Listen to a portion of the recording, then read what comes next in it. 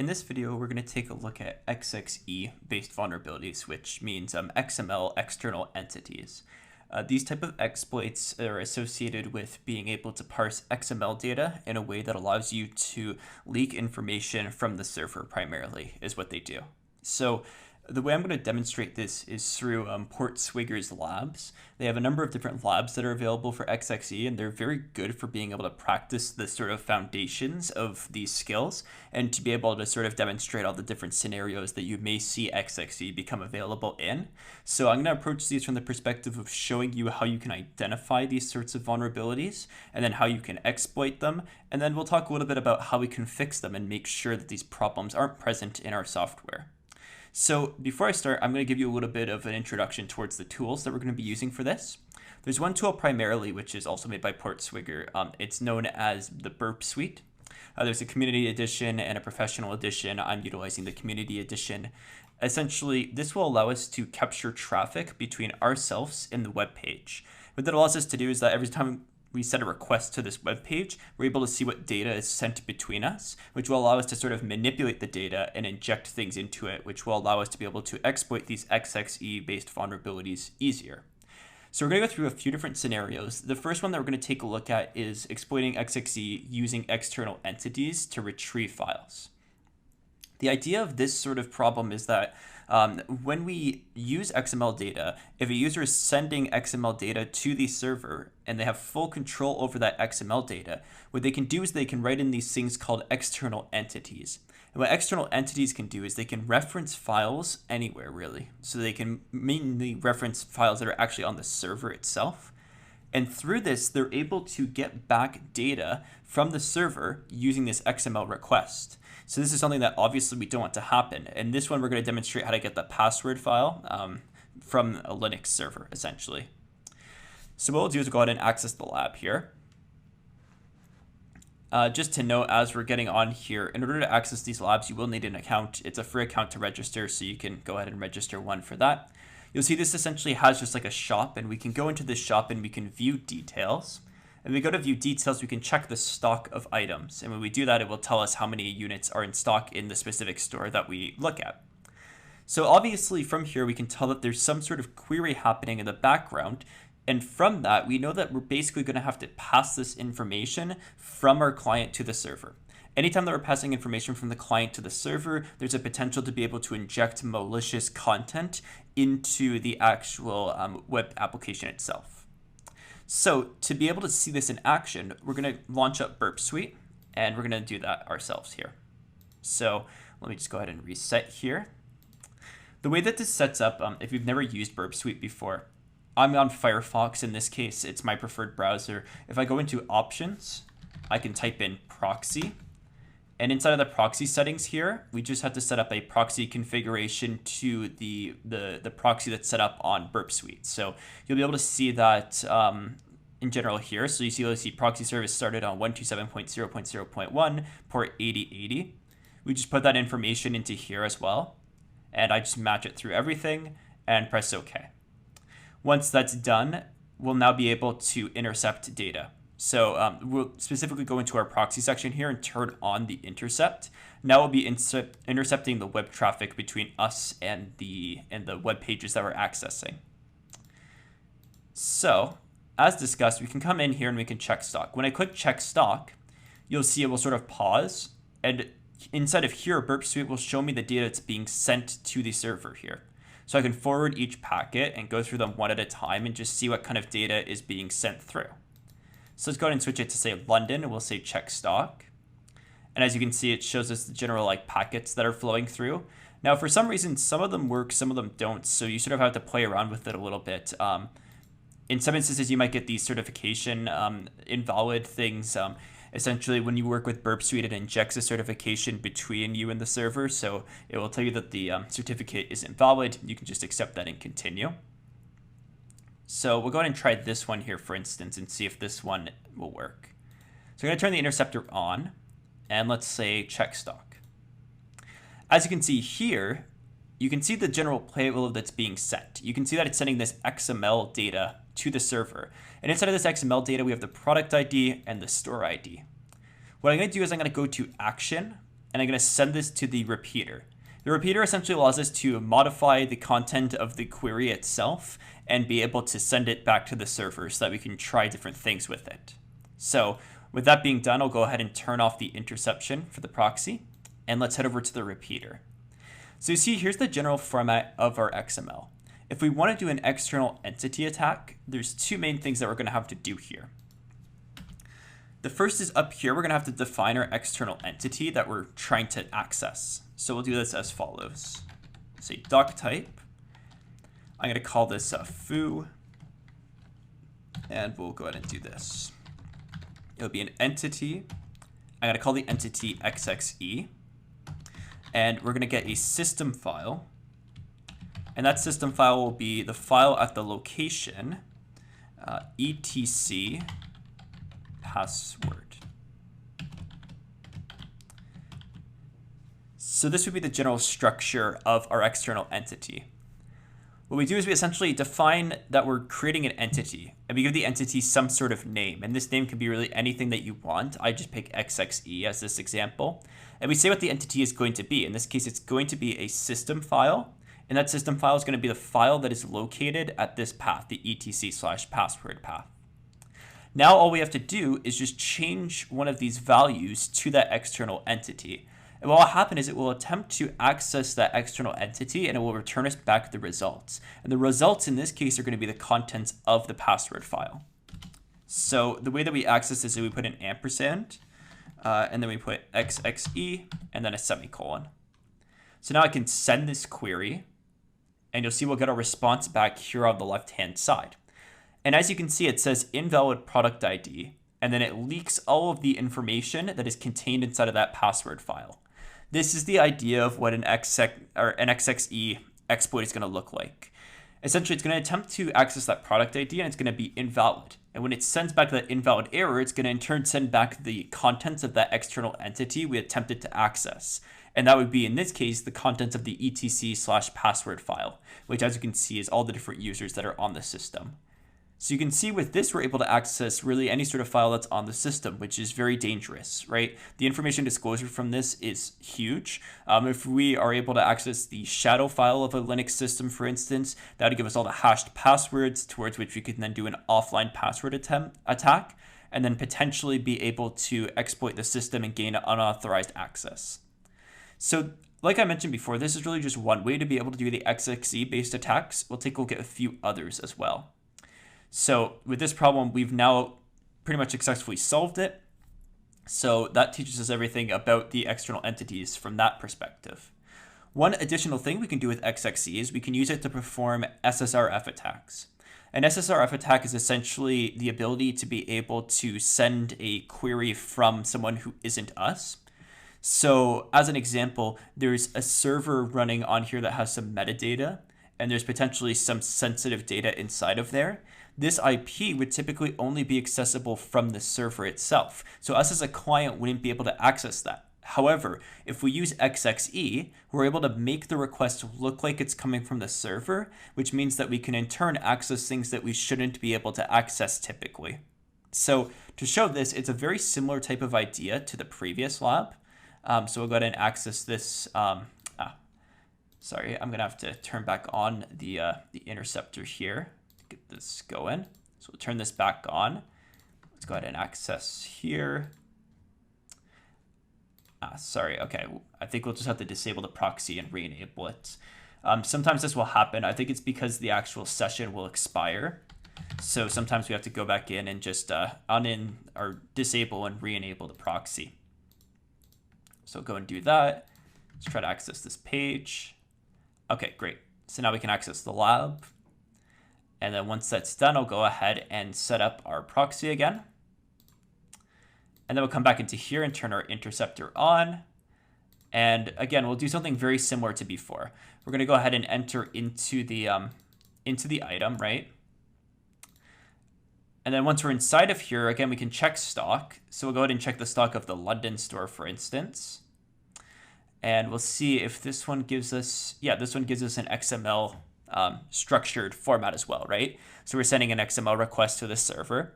Again, I'm going to take this, I'm going to place it inside of my repeater. And we're going to go ahead and modify this XML, but we're going to do it in a slightly different way compared to before. So let's just turn off the interceptor here. And what I'm going to do here is I'm going to use it to do an SSRF-based attack. So I'm going to, instead of accessing a system file, we're going to access an actual URL. And the way that we do this is relatively similar. So we'll have a similar type of setup. We'll have our doc type. I'll call it foo. And then we'll do our entity. We'll call it XXE. We'll say system. And instead of doing a file request, we'll do a URL request here. So we'll do 162 or 169.254.169.254. 254. I believe that that's the IP. And then we just have to close off the brackets. And this would be what we're going for. Now, again, we want to put this into a piece of the actual XML itself. So we go XXE here. Again, remember to end it with a semicolon. Remember to start it with an ampersand. And that's the general format. Again, very similar to the previous one. However, instead of doing a file, we're doing a URL this time. And you'll see the general process and flow of this is slightly different. So now when I send my request, you'll see in the response, we get unvalid product ID latest. This tells us that the next sub URL here is latest. So what I can do is I can place this latest at the end and then query again. And when I do this, you'll see once this sends through, it says metadata now. So then the next path part is metadata. And this will just slowly expose to us the location of the secure data that we're looking for. So again, we're just going to keep on concatenating what is given to us as the invalid product ID. And essentially all we're doing is just building up the actual URL based on the results of the query, right? And eventually, once we get to security credentials, we're going to put in admin. And what we're going to get is the actual admin credentials.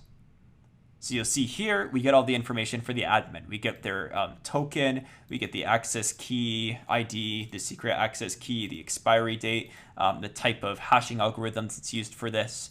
So this gives us a ton of information. Again, this is a very devastating vulnerability to have on your system. If someone is able to exploit something like this, they're going to be able to get your admin credentials, which is very bad, obviously. So again, the idea behind this is that we can make queries to web pages that we wouldn't necessarily be able to do normally. And one thing that we can do with that is we can slowly build up a URL to some sensitive data using the responses back from the XXE. In general, the response that you're going to get back is going to give you information about either the page that gets visited or the URL pieces that you need to piece together to get to the page that you're looking for. Regardless, eventually, if you continue to query different URLs, you could potentially expose data. So this is another thing that we're able to do here. I believe this sort of thing could also be used to maybe query from the system perspective to another website to try to like authenticate against it. However, I haven't really tried something like that. This is the typical use that I've seen for this type of vulnerability. So that gives us the idea behind this lab here. What we'll take a look at next is how we can actually exploit this through an image file upload. This is a rather interesting one because it's not necessarily through the request, it's actually through SVG images. Now, if you don't know anything about SVG images are essentially vector graphics. And inside of vector graphics, we're able to set up sort of like length and width and information about the actual vector itself. And that is in turn done using XML. So because of that, we can actually manipulate the XML in a very similar way to any other XML file that we've looked at so far. So let's go ahead and access this lab and we'll take a look at that. I'm just going to flip over my proxy here. We'll go back into the lab. So essentially the idea here is that we have a blog. And inside of this blog, we're able to go into posts and we're able to leave comments. And inside of the comments, you'll notice that there's this avatar that we're allowed to put in like some sort of picture for ourselves. Now, the idea is that inside of that picture, we can upload an SVG file and that could get interpreted as XML and in turn reveal information about the server. It'll actually reveal it inside of the image itself, which is quite interesting. So I'm going to show you what the XML looks like for this. Essentially, to understand this, you have to have a bit of an understanding about SVG files in general. So the actual XML pieces are going to work with like the XML version. It's going to display the general information about the standard that we're utilizing. And then what we're going to do is we're going to define our external entity like we did before. And in this case, we're targeting etc/hostname. That'll be the file that we're actually targeting. And then what we do is we set up the SVG width and height, so the width and height of the image itself. And then we give it sort of like the standards that it's using for its formatting and such. And then we say that we're going to print out some font. And the font is going to be size 16. Here's the X and Y coordinates of it. And the text that we're going to put into it is this external entity. So what this does in turn is it prints out the result of the external entity query to text in the image. So it'll create a very interesting sort of effect that I'll show you here. So I'm going to go ahead and type in a comment. I'll just say test. And let's go ahead and browse for a file here. So I put it into here, and it's test.svg. And then we can go ahead and post our comment. We have to actually put it in an email, so we'll say ada.com, and let's post our comment. You'll see it will load, and it will say thank you for your comment. Then when we go back, we can head into the comments, and you can see that my image there has some text inside of it. Now, to get to this, we sort of have to be a little bit creative. The best way that I found to do this is just through the source browser here. If I hover over it, it will show me the image. I can also navigate to that sub URL to get to the image. But as you can see, it wrote the results of the external entity query into the image itself. So you can see that we can be very creative with these types of attacks. We don't necessarily just have to like brute force XML data or anything like that. We can use SVGs as well. So there's a lot of creativity that you can do with these sort of XXE based attacks. Now there's one final type of attack that I want to talk about, and that's XInclude. Now the idea behind XInclude is essentially that when we have XML based data, we don't necessarily control the whole XML document. We might only control a certain input of it. So in those sort of instances, we have to be more creative about what we do because we can't just inject our payload anywhere. What we can do in these cases is using XInclude. And essentially, XInclude is basically going to concatenate the XML together with other XML that we provide. And through that, we can provide a similar payload to what we did in the first two examples. And that in turn will execute and give us a result that will allow us to do an XXE based attack. So let's go ahead and take a look at how this is done. So this is a very similar type of situation to what we previously had. Let me go ahead and set up our proxy here. And let's turn on our intercept. So again, we can check the stock. And what you'll see here that's relatively different is that when we actually check the stock, it's going to post the product ID rather than giving us the XML for it. Seems like this one doesn't seem to be working. Let's just go to a different one here. Let's try this one out for size. So we'll accept the risk here. We'll just forward those through. All right, so let's check the stock here. Let's try this one out. Let's forward these ones through. Oh, this one seems to be having problems. Let's try it again here. Here we go. So yeah, it might take a few attempts, but eventually you'll get one that works here. This one, you can see that it posts the product ID and the store ID. So what you essentially have to do is you have to inject into the product ID or inject into the store ID. This is a very typical sort of situation. You won't usually be given the whole XML document. So to be able to do this, we just have to utilize the XInclude portion. So we'll go ahead and place this into the repeater like we did before. And let me show you how this can be done. So in params here, I can adjust the value of each parameter. So I'm going to adjust the product ID. And what I'll do here is I'm going to set up the following. XMLNS. So this is essentially us just declaring the actual format of the XML document that we're going to be using. You'll notice that anything that sort of references w3.org is basically just sort of like the templated, like here's what an XML file is going to be defined as. It just sort of tells the XML parser how to parse our file. So we can have this portion, let's do \2001 \x include. So this tells us that we're going to be using an x include. And the x include that we're going to be using, xi, is going to be defined as include parse equals text, href equals file, so that's /etc password. And then we'll close off the external entity. So what this does is essentially we have our x include, right? And we define the format of the x include, and then we discuss what we're actually doing with it. So we want to include a parse that's equal to text, and then we give it a reference to where the text is actually located. When we do this, we should be able to send this, and assuming I've done everything right here, we get a response back that is very similar to before, where we get the whole output of the shadow or the password file. So you can see how this generally works, right? The first portion here is us telling the server that we're using an include. And then after this, we put in the actual include that we have. We tell it that it's going to be text, and then we give it an href for that text. And the href is an external entity, which is the file that we're trying to access. And when we do that, the server attempts to access that file. It returns back the text, which gives us this result here, which is very similar to before. So this should give you a general overview of all the different types of XXE-based attacks that you can do. There are more than just these four. However, these are the most common ones that I've typically seen throughout my experience. These type of attacks are very valuable to have because they are quite critical if they are found.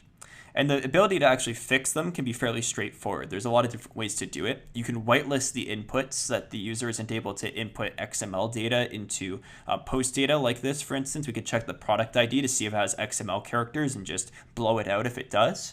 In addition to this, typically most XML parsers that are modern will have some sort of way of safely parsing data now. So you can set specific flags inside of the parsers depending on your language to be able to say, don't do this, right? To be able to stop it from actually parsing it incorrectly. So those are the general ways that you can sort of mitigate the risk of these XXE-based vulnerabilities. Realistically, the best thing that you can do is not allow the person to directly input XML-based data. And typically, we might want to favor other types of data like JSON, for instance, that don't have these types of vulnerabilities associated with them. So those are a few different factors that you can consider with these. So that's the general idea of these XXE-based vulnerabilities, and you should now understand how to be able to find and exploit and hopefully fix these problems if you happen to find them inside of your own applications.